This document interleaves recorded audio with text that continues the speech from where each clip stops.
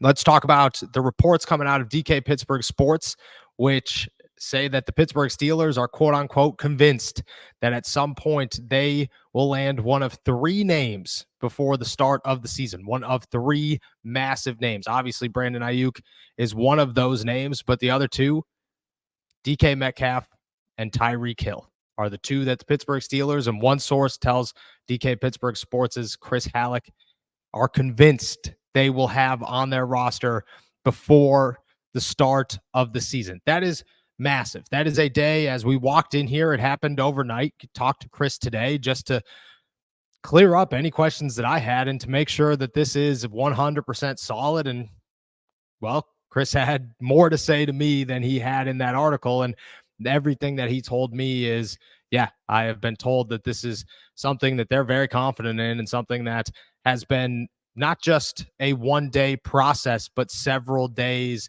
if not weeks in the making to get to this story and where we are moving forward. Now, I'll give my thoughts here in a second, but obviously you got to do your due diligence in the reporting. And I think Chris has. I don't look at Chris. I trust Chris. I have always trusted Chris. And I mean, Chris was one time on this show. He was a member of this show. So anything that comes out of his mouth and onto his pad or paper or laptop or whatever, I'm going to look at and say, there's got to be some truth here.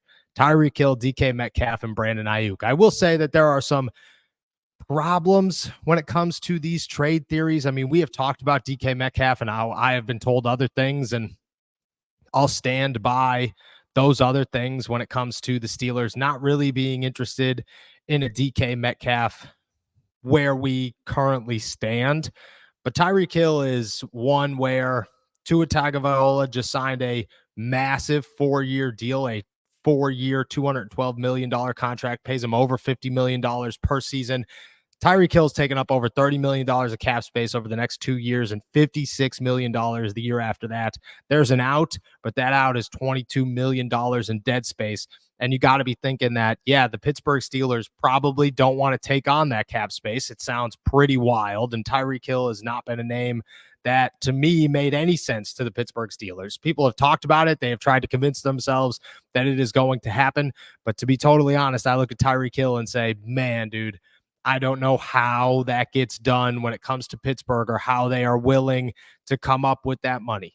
I get that right now the Steelers have some cap space and they could come up with more of it, but they'd have to come up with another $15 million in cap space just to cover his contract this season, and then another 34 next year to cover his cap hit in 2025. After that, $56 million in cap space he takes up if you don't move on from him.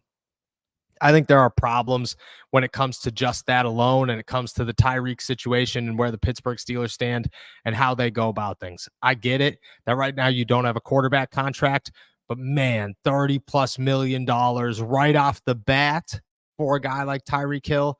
Yeah, he easily changes your football team and makes massive things happen. And maybe the Miami Dolphins are looking at it and saying, we paid Tua, but we can't pay everybody. Jalen Waddle got a deal.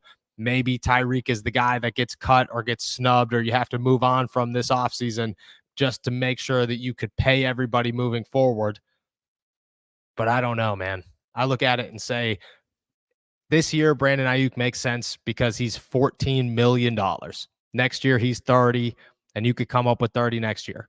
Tyreek is $30 million right now, and that is a massive chunk of change to take on. DK Metcalf, the problem with the DK situation in my head is only because, is Seattle looking to part ways with DK Metcalf? Because I haven't really heard that they're looking to trade him, and I don't really know why they would. They already signed him. They feel good about it. They have a quarterback under contract with a big deal, and then they have other options everywhere. Tyler Lockett's getting older. He's not going to require a boatload of money. You have a running back that's cheap. Your offensive line is pretty good, and your defense is good, but I don't really see any massive contracts. I don't know why the Seattle Seahawks would want to get rid of DK Metcalf, but I guess if they are looking to, the Pittsburgh Steelers are interested in making something happen.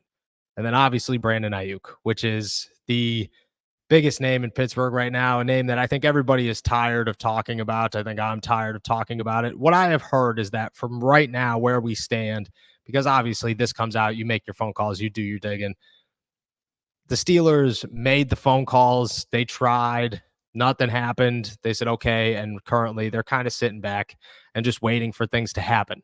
They believe something will happen, and they believe that at some point they'll have an opportunity to strike. And I think that's where this report comes from, is that the Steelers think that these three names will be able to be strike worthy. They will get an opportunity to make a move for at least one of them before the season. It's just a matter of which one, which is huge and should leave a lot of hope that a deal could get done. And for anybody sitting around saying the Steelers aren't going to get a wide receiver, I don't think that would be on the Steelers. I think it would be everybody else. If the Steelers don't end up with a wide receiver trade before week one, I would believe that you look at it and say that's because other teams didn't want to make a wide receiver trade, not because the Pittsburgh Steelers weren't trying, because they were very open and honest that they've been digging. And Omar Khan said it yesterday that he's looking to get something done.